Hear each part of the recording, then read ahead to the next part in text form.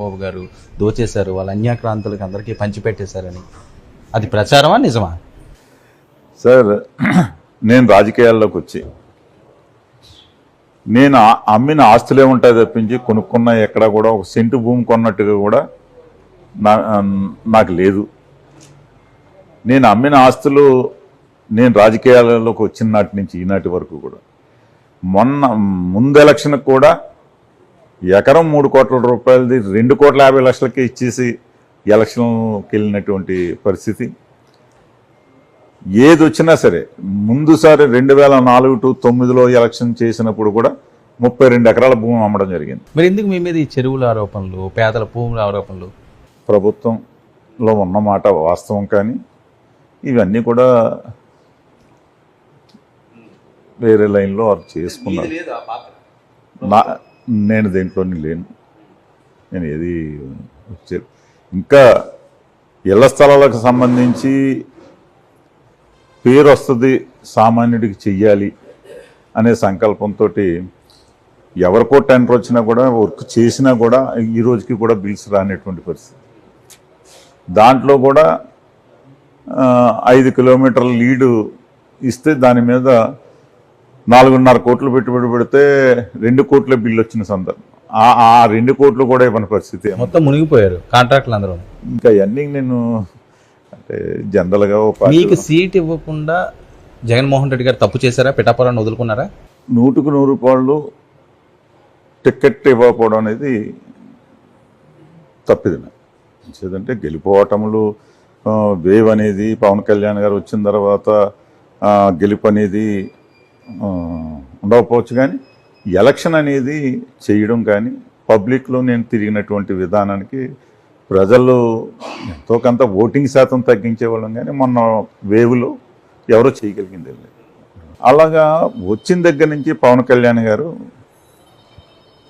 చాలా అంటే నియోజకవర్గం మీద అవగాహన చేసుకుని నేను ఏదైతే ఈ పనులు చేయలేకపోయాను అవన్నీ కూడా ఆచరణలో పెట్టడానికి ఓ ప్రణాళికాబద్ధంగా ముందుకెళ్తున్నటువంటి విధానం ఈ నియోజకవర్గంలో.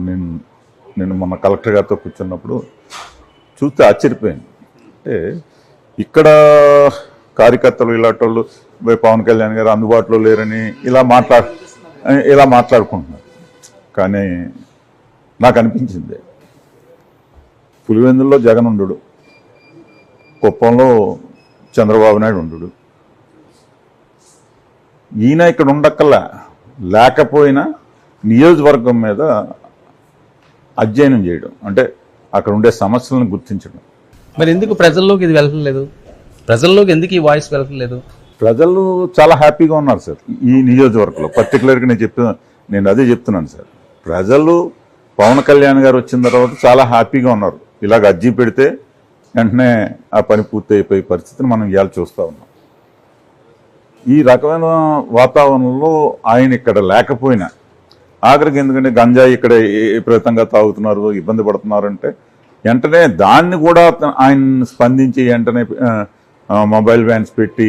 గంజాయి నిజమేనా ఇక్కడ ఎక్కువ తీసుకోవడం? నిజమేంటి అది గంజాయి ఎక్కువగా ఉన్నదనేసి ఆ మధ్య మీ నోటీసులోకి వచ్చిందా? మీ హయాంలో ఉన్నప్పుడు వచ్చింది. దాన్ని నిర్మూలించడంలో భాగంగా అంటే ప్రతిదీ కూడా ఆయన దృష్టిలో ఉంటుంది. దాన్ని వెంటనే పరిష్కరించే దిశగా ఆయన వెళ్తున్న విధానం, ఏలేరు ఆధునీకరణ మీద కానీ, అలాగే సాగరమాల రోడ్డు మీద కానీ. సాగరమాల రోడ్డు అనేది మనకి ఇంపార్టెంట్. ఎందుచేదంటే బీచ్ రోడ్డు ప్యారలల్గా ఇంకో రోడ్డు అన్న వేయాలి తప్పించి ఆ రోడ్డు మునిగిపోయే పరిస్థితి మనం చూస్తున్నాం. అంటే సముద్రం బాగా ఎదరకొచ్చింది. దానికి శాశ్వత పరిష్కారం అనేది ఏ ప్రభుత్వం నుంచో వచ్చింది కదా. సాగరమాల ఈ రోజు ప్రశ్న ఎన్నో ఏళ్ల పెట్టి సాగరమాల అంటున్నారు. ఇప్పుడు కార్యరూపం దాల్చింది. ఇప్పుడే రైతులకు డబ్బులు వేసి రైతులందరికీ కూడా మన డబ్బులు వేయించడం, పని ప్రారంభించడానికి ముందుకెళ్తున్నటువంటి పరిస్థితి. అంటే కోస్టల్ కారిడార్లో భాగంగానే ఈ సాగరమాల కూడా? అంతే కదా సార్. కోస్టల్ కారిడార్లో అవసరం అక్కడ. ఇప్పుడు రేపు పొద్దుట ఈ SEZ ప్రాంతం, ఈ ప్రాంతం అంతా కూడా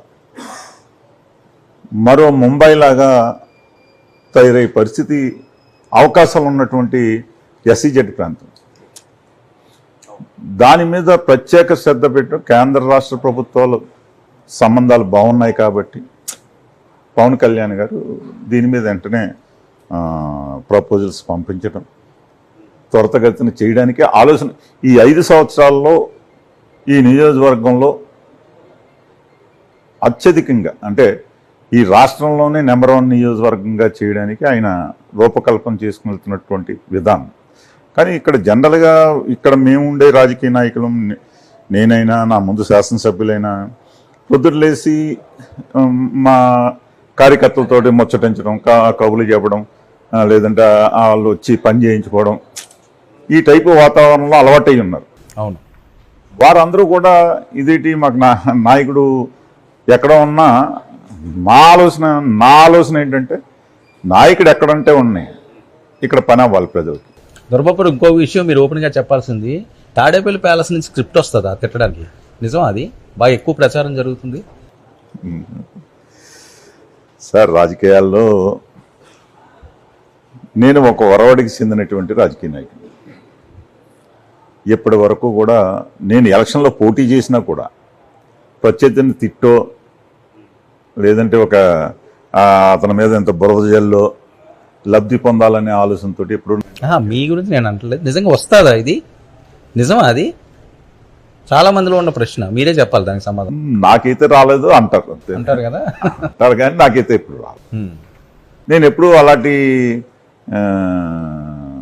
రాజకీయ నాయకుని కాదు, ఎప్పుడు అలాంటి ఎవరిని విమర్శించి కాదు. నేను ప్రజల్లోకి వెళ్ళి నన్ను చూసి ఓటేయండి, నేను కష్టపడతాను, మీ ఇంట్లో మనిషిలా ఉంటాను, మీకు అన్నలా ఉంటాను, తమ్ముళ్ళలా ఉంటాను, ఈ టైప్లో చెప్పే మనం ఓట్లు అడిగాను. మీరు పార్టీ మారుతున్నానని జగన్మోహన్ రెడ్డి గారు నోటీస్ తీసుకెళ్లారా? ఆల్ ఆఫ్ సడన్ చేంజ్ చెప్పారా? ఆల్ ఆఫ్ సడన్ ఆయన ఫోన్ వచ్చిందండి, అంటే జిల్లా ప్రెసిడెంట్ అది చేయమని అడిగారు, కానీ ఇంకా నేను చేయడం ఇష్టం లేక. ఎందుకు అంత డిసిషన్ తీసుకోవాల్సి వచ్చింది? ఎందుకంటే మీ అమ్మాయి గారి పెళ్లి విషయంలో కూడా జగన్మోహన్ రెడ్డి గారి పాత్ర ఉంది, ఆయనే ఇదేదో మ్యాచ్కి ఆయన సపోర్ట్ కూడా చేశారు అని చెప్పి వస్తుంది టాక్. నిజం అది? పల్లం రాజు గారు మీనా? ఓకే, మీతో బాగానే ఉండేవారండి జగన్మోహన్ రెడ్డి గారు, పెద్ద పట్టించుకోరా? నాతో అంటే అసలు ఎమ్మెల్యేలకు ఎవరికి కూడా అసలు ఎంట్రీ ఉండదట, ఎవరితో ఆయన మాట్లాడరట, నిజమా ఇది? నేను కలవాలనుకున్నప్పుడు కలిసేవాడిని సార్, అదేమీ లేదు. ఒకటి సార్, ఇద్దరు ప్రభుత్వాలు చూశాను నేను, ఇద్దరి దగ్గర చూశాను. పలకరింపులో కానీ వీటిలో కానీ ఏం తేడా లేకపోయినా ఈ ల్యాండ్ టైటింగ్ యాక్ట్ ఇలాంటి కొన్ని తప్పిదాలు చేసుకున్నారు. ఇంకా అన్నీ మనం చెప్పేది కాదు. ఇక్కడ నేను ఏ పార్టీలోకి వస్తే ఆ పార్టీని ముందుకు తీసుకెళ్ళడానికి కష్టపడి పనిచేయడానికే చూస్తాను తప్పించి ఇవాళ పవన్ కళ్యాణ్ గారు నాకేమి పదవులు ఆశ లేదు, రాజకీయంగా ఏదో ముందుకెళ్ళాలి, పోటీలు చేయాలి, ఇలాంటివి లేవు. ఓన్లీ పవన్ కళ్యాణ్ గారికి అండగా ఉండాలి, జనసేన పార్టీని మరింత బలోపేతం చేయడానికి. ఎందుకు జనసేన మీద ఫోకస్ వెళ్ళింది?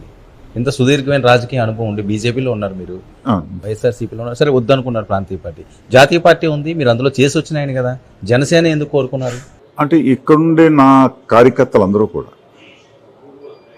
జనసేనకే ప్రపోజ్ చేస్తున్నారు సార్.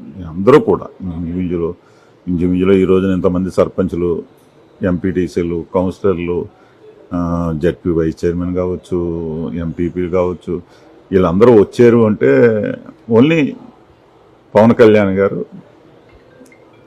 ఆయన చేసే హానెస్టీ. రాజకీయాల్లో ఈవేళ ఎక్కడ మచ్చలేని నాయకుడి కిందే పవన్ కళ్యాణ్ గారు ఉన్నారు. ఆయనకి అండగా నిలబడదాం తప్పేముంది. కొన్ని ఇన్నర్ బాధలు ఉన్నాయి, మీడియా ముందు మనం చెప్పుకోవాల్సినంత అవసరం. అంటే మీ తప్పులను కప్పుపించుకోవడానికి, మీ ఆస్తులను కాపాడుకోవడానికి జనసేనలోకి వెళ్ళారన్నది జరుగుతున్న ప్రచారం. అవసరం ఉందా పెండెం దొరబాబు గారికి? సార్, నా ఆస్తులు కాపాడుకోవడం పరిస్థితి, నాకున్న ఆస్తులేమి అక్కడ ఆస్తులేమీ లేవు. జనాలు అనుకున్నట్టుగా ఒకవేళ మీరన్నా నా ఆస్తులు ఏంటని నేను చూపిస్తాను. జరిగిన ప్రచారం మీకు తెలుసా? అందుకని నా పార్టీలోకి వెళ్ళారు, గతంలో చేసిన తప్పులన్నీ కూడా కప్పుపుచ్చుకోవడానికి. సార్, రాజకీయంగా ఇప్పుడు నేను శాసనసభ్యుడిగా ఇక్కడ నెగ్గాను. ఒక 50% ఓట్లు వేస్తే నేను నెగ్గుతాను, మిగతా 50% నా మీద ఏదోటి మాట్లాడుతూ ఉంటారు సార్. ఇవన్నీ సహజం సార్. ఇంకా అవన్నీ పట్టించుకుని మనం రాజకీయాల్లో ఎదురుకెళ్ళాలి. మనం త్రికరణ శుద్ధిగా ఉన్నామా లేదా, మనం ఎంతవరకు శాసనసభ్యుడిగా ప్రజలకు న్యాయం చేశాము. ఇప్పుడు పిఠాపురం నియోజకవర్గంలో మీరున్నారు. ఈవేళ నియోజకవర్గం మొత్తం జల్లెడి పెట్టండి, ఏ ఒక్కరైనా సరే పెన్నుం దొరబాబులను నష్టపోయామని కానీ, పెన్నుం దొరబాబు మా దగ్గర రూపాయి తీసుకున్నాడని కానీ అని ఒక్కరి చేత అనిపించారు. ఎవరి ద్వారా వెళ్ళారు మీరు జనసేనలోకి? డైరెక్ట్ కాంటాక్టా లేదా వాళ్ళు మిమ్మల్ని కాంటాక్ట్ చేశారా? సామాజిక పరంగా ఇది బాగుంటుంది అనుకున్నారా? సామాజిక పరంగా ఇది బాగుంటుందని అనుకున్నాను, చేశాను. ఏంటి రూరల్ మీద ఫోకస్ పెట్టారట దొరబాబు గారు అక్కడ సీట్ కోసం? నిజమా? మొన్న ఏదో ఇల్లు అది కట్టారట కోట్ల రూపాయలు పెట్టి. సార్ ఇప్పుడు నాది రూరల్ కాన్స్టిట్యున్సీ సార్. పుట్టు పెరిగింది. నేను ఇవాళ ఇల్లు కాదు కదా సార్, ఇల్లు కట్టలేదు సార్, అది రెనోవేషన్ చేసుకున్నాను. 9 కోట్లు 10 కోట్లు అని ప్రచారం జరుగుతుంది. రెనోవేషన్ చేసుకున్నాను సార్, అంతేగాని అది ఇప్పుడుదే కాదు సార్. అది నాది అయినా కాకినాడ టూలు నా పుట్టునూరు కొవ్వూరండి, నా సొంత విలేజ్. నా ఆస్తులన్నీ అక్కడే ఉన్నాయి. అక్కడ అమ్మిన ఆస్తులు ఎన్నో చూస్తే తెలిసిపోతుంది. బయట ఎన్నో రకాలుగా మాట్లాడుకుంటున్నారు రాజకీయంగా, ఏదో బురద ఈ లైన్లో వెళ్తే బాగుంటుందేమో అండి అని చెప్పడం వరకే అంతే. పోనీ మిగతా వాళ్ళు ఎవరితో చెప్పకపోయినా మీరు రైస్ రెడ్డి గారి కన్నా ఎప్పుడైనా చెప్పారా? ఎందుకే అనవసరంగా ఆయన అలా తిడతావు, ఈ రోజు నీకు బాగుంది రేపు బాగోపోతే నీ పరిస్థితి ఏంటి అని? ఇవన్నీ ఇంకా మనం ఇప్పుడు అవన్నీ మాట్లాడడం జరిగింది, చెప్పడం జరిగినాయి. ఇవన్నీ నచ్చేవండి జగన్మోహన్ రెడ్డి గారికి? ఎవరికి చెప్పుకుంటారేమో కదైనా ఎందుకే అలా మాట్లాడకండి చేయకండి అని? నచ్చేయలేదు, నాకెలా తెలుస్తుంది ఆయన జనరల్ గా మీరు మాట్లాడుతున్నప్పుడు ఇలా చెప్తేనే సార్కి ఇష్టం అయ్యా అందుకని మీరు మాట్లాడుతున్నాం అనుకుంటారు కదా నార్మల్ గా. సార్ నేను ఉన్నది ఓపెన్గా చెప్పేస్తున్నా, ఓ పార్టీలోంచి బయటకు వచ్చిన తర్వాత ఆ పార్టీని తిట్టడం ఇలాంటి సంస్కృతి ఉన్న నాయకుడిని కాదు. అంటే అక్కడ ఉండే తప్పులన్నీ కూడా అక్కడ ఉండే నాయకులతో షేర్ చేసుకున్నమాట వాస్తవం. సార్ ఈ ద్వారంపూడి చంద్రశేఖర్ గారు వీళ్ళు వారు కూడా చాలా దారుణంగా మాట్లాడుతుండేవారు. ఎప్పుడైనా మీరు చెప్పారా ఎందుకు ఈ రకంగా మనం మాట్లాడడం, నలుగురిలోని చెడ్డ అవుతాం, రేపు పరిస్థితులు బాగోపోతే ఇబ్బంది పడతాము అనే సందర్భం వచ్చిందండి? ఇబ్బంది పడతాం అనేది చెప్పలేదు, కానీ ఈ సంస్కృతిలో వెళ్ళడం కరెక్ట్ కాదు. ఇబ్బంది పడతాం అనేది నేను చెప్పడానికి సరిపోను, కానీ మామూలుగా ఈ వాతావరణం మంచిది కాదని చెప్పడం జరిగింది. పవన్ కళ్యాణ్ గారి మీదే మీరు పోటీ చేస్తాను అనే కాన్ఫిడెన్స్ ఎలా వచ్చింది? గెలుస్తాను ఖచ్చితంగా, మనకు ఆ ఛాన్స్ ఉంది అని అనుకున్నారా మీరు? సార్ రాజకీయాల్లో నేను శాసనసభ్యుడిగా ఉన్నాను. నేను గడప గడపకి తిరిగినప్పుడు ప్రతి ఇంటికి వెళ్ళి ప్రతి ఒక్కరు చేయబట్టుకుని తిరిగాను. గెలుపు ఓటం అనేది మనం చెప్పలేము సార్. నేను 2 సార్లు ఓడిపోయాను. గెలుపు ఓటములు అనేది మన చేతుల్లో లేదు. అది 2 సార్లు ఓడిపోయాను, 2 సార్లు శాసనసభ్యుడిని అయ్యాను. ఇప్పుడు నాకు టికెట్ ఇస్తే ఎవరైనా సరే నేను చెయ్యాలి. పార్టీ నేను శాసనసభ్యుడిగా ఉన్నాను కాబట్టి చెయ్యాలి. అది గెలిపోవటంలో మనం చెప్పలేం కదా సార్. ఇప్పుడు పార్లమెంట్ కానీ మీరు సిద్ధం అయ్యారా ఒకవేళ పవన్ కళ్యాణ్ గారితో పోటీ కన్నా? అప్పుడు కానీ సీట్ ఇస్తే గీత గారు కాదనుకుంటే, లేకపోతే ఆయన ఉంటే కొద్దిగా డ్రాప్ అయ్యేవారు, ఎందుకులే రిస్క్ అని? అది డ్రాప్ అవడం అంటే సార్ పార్టీలో ఉండి నేను మళ్ళీ నెక్స్ట్ పోటీ ఇంక పార్టీ చేయమంటే చెయ్యాలి కదా సార్. సిట్టింగ్ ఎమ్మెల్యే అయ్యి ఉండి అది సిట్టింగ్ ఎమ్మెల్యేగా నాకు తప్పదు సార్. అది గెలిపోవటంలో మనం ఇప్పుడు పార్లమెంట్ చేయమన్నారు, నేను నెగ్గను కాబట్టి నేను చేయను. ఇంకా కొన్ని ఎకరాలు అమ్ముకోవాలి, నన్ను వదిలేయండి. ఖర్చు పెట్టి నేను ఎవరికి వెళ్ళలేను. సరే ఇది నిజమా? ఇది బాగా ప్రచారం జరిగింది సార్, చూడండి నిజమేనా అది? పవన్పై పోటీకి సిద్ధం, అవునా? మామూలుగా సార్ కామన్గా రాజకీయాల్లో ఉన్నప్పుడు దేని మీదైనా సరే మనం ఒక పార్టీలో ఉండి పోటీ టికెట్ పార్టీ ఆదేశాల మేరకే మనం పోటీ చేయాలి సార్. గెలిపోవటంలో అనేది అది మన మనసు తెలుస్తుంది. కానీ అది మనం సిట్టింగ్ ఎమ్మెల్యేగా పార్టీ ఆదేశాల మేరకు మనం చెయ్యాలి సార్. మనం నెగ్గుతాం అనుకున్నప్పుడు చేసి నెగ్గమనుకున్నప్పుడు పోటీ మానేస్తే ఎలా కుదురుతుంది? ఇప్పుడు తెలిసింది ఇది ఓడిపోతుంది పిఠాపురం అని ముందైతే మీకు వచ్చిందా? ఆ సిమ్టమ్స్ కనిపించినాయి ముందు నుంచి. ఇంకా పవన్ కళ్యాణ్ గారు ఇక్కడ క్యాండిడేట్ అనగానే ఓపెన్ సీక్రెట్ ఈ జిల్లా మీద పడుతుందని, అవును, ఇంకా అందులో డౌట్ ఏముంది? ఏం ఆశించి